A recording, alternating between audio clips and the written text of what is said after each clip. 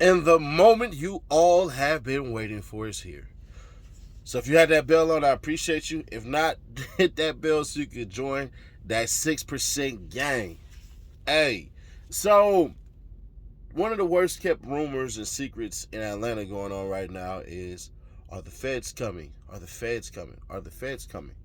Remember when I told y'all about Terry Law? And this for all the street dudes that's watching this and everything. I know a lot of people from Atlanta watching this. If you ever get pulled over by the police and you got your homies in the car with you, if it's not a Terry stop, they don't have to show their IDs. There are 2 cases, one in California and one in Texas, where circuit courts have held this as law. Thank me later. I did it on a live stream. That's why you guys need to have them bells turned on. So, all that ratting that Gunna and Slime Like Shawty did don't matter. Because the feds are about to pick up this YSL RICO. And they already know it. Like I said, one of the worst kept secrets in Georgia, aka in the city of Atlanta, is that the feds are coming right after the state is done with them. We thought for a while, that's double jeopardy. That's double jeopardy. No, it's only double jeopardy if the feds do it and then try to come back and do it. Or if the state does it and then they try to come back and do it. But there's this law called dual sovereignty. And trust me, once I break this down, I will have earned your subscription if you have not. And if you already subscribed, you don't got that bell on for all the notifications, I'm going to earn it right now. Let's get into it. This is going to be one of them videos while y'all waking up this morning. Y'all going to enjoy this one. Let's go. This prohibition on double jeopardy means that, generally speaking, a person cannot be prosecuted twice for the same crime. However, 2 different sovereign governments may prosecute the same offense without violating the double jeopardy clause. This is known as the dual sovereignty doctrine, a doctrine holding that more than one sovereign, as a state government and federal government, may prosecute an individual without violating the prohibition against double jeopardy if the individual's acts breaks laws of each sovereignty. Now, this goes for everybody that's about to trash talk me and I don't know what I'm talking about. I don't know what I'm talking about. Bro, they done took it all the way up to the Supreme Court. So let's really get into it. Enjoy. Double jeopardy, dual sovereignty, and enforcement of tribal laws. June 16, 2022. On June 13, 2022, the Supreme Court, in a 6-3 decision, upheld the federal prosecution of a man who had already been convicted of and punished for a lesser-included offense by a court of Indian offenses. Merrill Zeppi argued that the U.S. Constitution's double jeopardy clause should bar the second prosecution, but the Supreme Court disagreed, holding that the second prosecution was for a separate offense and thus not constitutionally barred. Double jeopardy and the dual sovereignty doctrine. The double jeopardy clause of the Constitution's Fifth Amendment prohibits any person from being twice put in jeopardy of life or limb for the same offense. This prohibition on double jeopardy means that, generally speaking, a person cannot be prosecuted twice for the same crime. However, 2 different sovereign governments may prosecute the same offense without violating the double jeopardy clause. This is known as the dual sovereignty doctrine. The Supreme Court has upheld the ability of the federal and state governments to prosecute a defendant successfully for violating both federal and state laws, even if those laws seem to criminalize the same conduct. Where there are 2 sovereigns, there are 2 laws and 2 offenses, the court has explained. Tribes and dual sovereignty. Federally recognized tribes retain inherent powers of limited sovereignty, including the general power to enforce certain tribal laws against members of federally recognized tribes on tribal lands. A power that is, in some instances, exclusive of state criminal jurisdiction. In 1978, the Supreme Court affirmed that tribal and federal prosecution are brought by separate sovereigns and therefore are not barred by the double jeopardy clause. Most tribal prosecutions are carried out in tribal courts operated by the tribes themselves. Where tribal courts have not been established, however, federal courts of Indian offenses, also called CFR courts, because they are governed by provisions of the Code of Federal Regulations, may exercise a jurisdiction on behalf of those tribes. An Indian is defined in relevant regulations as a member of a federally recognized tribe. Tribes without tribal courts may pass tribal ordinances, which become enforceable by the CFR courts after approved by a Department of Interior official. Unless a tribal ordinance conflicts, CFR courts may also enforce its list of crimes defined in the regulations. 5 CFR courts currently serve 16 of the 574 federally recognized tribes. In Denzepi, the Supreme Court faced the question of whether the Double Jeopardy Clause permitted both CFR court and federal district court to prosecute a crime. Denzepi, a member of a federally recognized tribe, committed a violent sexual assault on another tribal member within the boundaries of the Ute Mountain Ute Reservation. The Ute Mountain Ute tribe had jurisdiction but did not have its own tribal court. At CFR court, Denzepi pleaded guilty to violating the tribe assault and battery ordinance passed by the Ute Mountain Ute tribe and received a sentence of time served, 140 days incarceration. Thereafter, a federal prosecutor brought charges against Denzepi in a federal district court for aggravated sexual abuse in violation of the Major Crimes Act. A jury convicted Denzepi and the court sentenced him to 30 years imprisonment. Denzepi challenged that second prosecution and sentence, arguing it was barred by the Double Jeopardy Clause. Although the CFR court was enforcing the tribal ordinance, Denzepi said CFR court and its prosecutors are controlled by the Bureau of Indian Affairs, and his CFR court prosecution was therefore a federal prosecution to which he could not be subjected twice.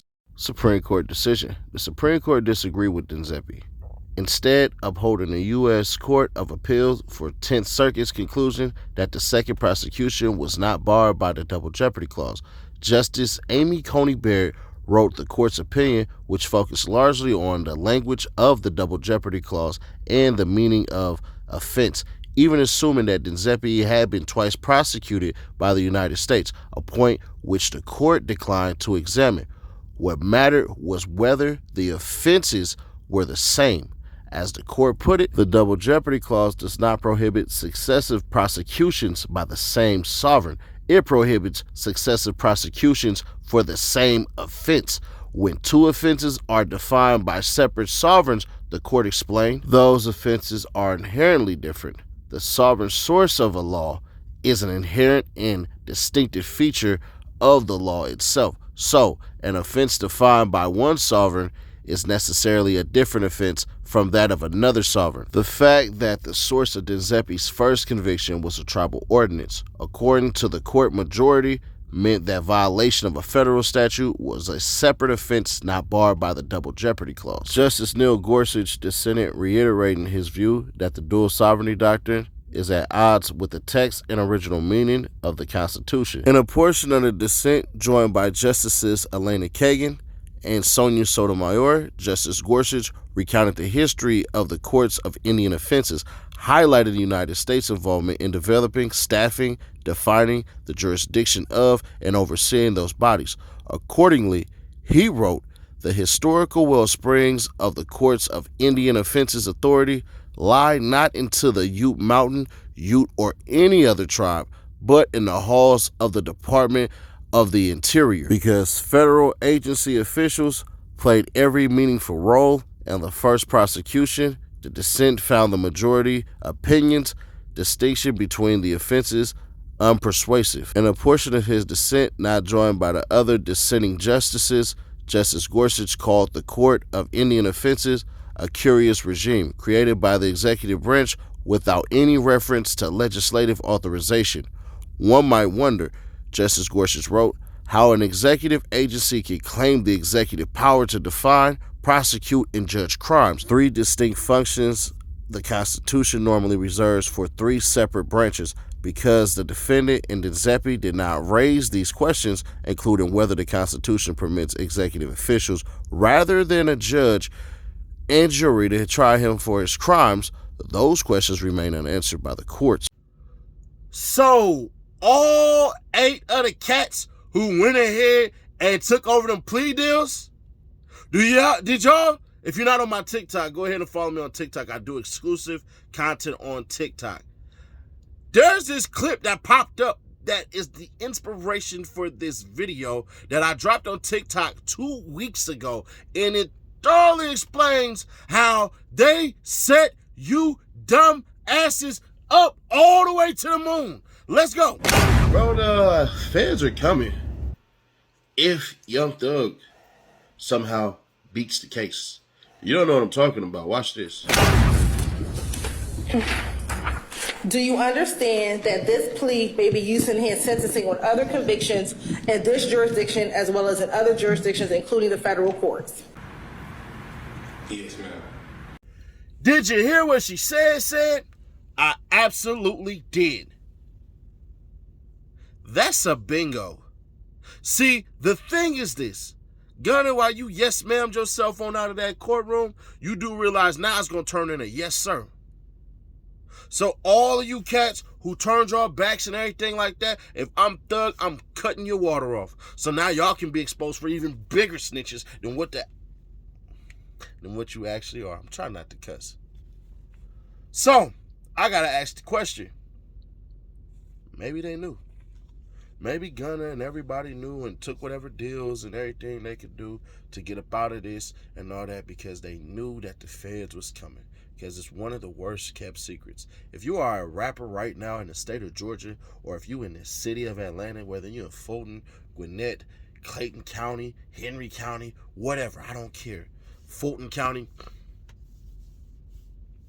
I suggest y'all get smarter. And you start making your circle smaller than a dot. One of the reasons why Young Thug and all them had the RICO and why the city already knew was because of what Briss did. And then what they did after that. Y'all gotta remember, YSL got in the biggest trouble when Briss shot that cop. And then all these cats was online bragging and talking mess about it. And that's when the RICO went ahead and jumped up. They don't tell you that part. Hours after an Atlanta police officer was shot 6 times this week, gang members were allegedly bragging about it all on social media. That's according to warrants that were released this week. State leaders say the gang problem is not isolated just to Atlanta. It is a problem that is growing worse in the suburbs and even rural areas as well. Joe Hankey spoke to those leaders today about efforts to crack down on gangs statewide in Georgia. Gang activity is top of mind this week after an APD officer was shot earlier this week. And APD has accused and arrested a 22-year-old for that shooting that they say is tied to a local gang called YSL. Today, Governor Brian Kemp and other top state officials met to discuss gang issues, which they say is a statewide issue. In today's Georgia Anti-Gang Network meeting, Governor Brian Kemp heard what is happening on both city and rural streets around Georgia. Our men and women are literally on the front lines every single day getting shot at. Kemp's words ringing true after Atlanta police officer David Rogers was shot 6 times Monday and remains in the hospital recovering. The man arrested is Chrissy Eppinger. In arrest warrants, APD identified him as a member of the Young Slime Lifer YSL gang. APD said the gang has a stronghold on the Cleveland Avenue corridor where the shooting happened. One of the things we see consistently over and over when investigating criminal street gangs is the brazen attitude they have. It's amazing what they're willing to put on social media, what they're willing to talk about, what they're willing to show picture-wise. GBI Director Vic Reynolds says many other gangs his agency has investigated in the past year are reflective of YSL. According to Eppinger's arrest warrants, YSL is known for illegal drug sales along with violent armed robberies. The gang's members known to commit high-profile crimes, then flaunt online for respect from other gang members. According to Eppinger's arrest warrants, hours after Rogers was shot, YSL members on social media bragged about the officer being shot and giving Eppinger recognition. In Atlanta, I'm Joe Hankey, 11 Alive News. But I'll tell you the truth, because y'all expect me to keep it real, because you know that I will. I want to ask y'all this simple question. If you ain't subscribed just yet, why not?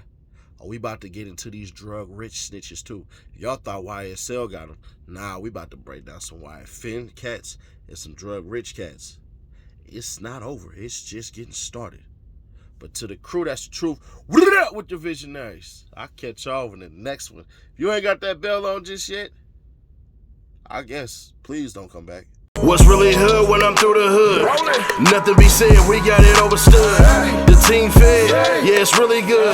Put that on everything, bro, you're never good. What's really hood when I'm through the hood? Nothing be said, we got it overstood.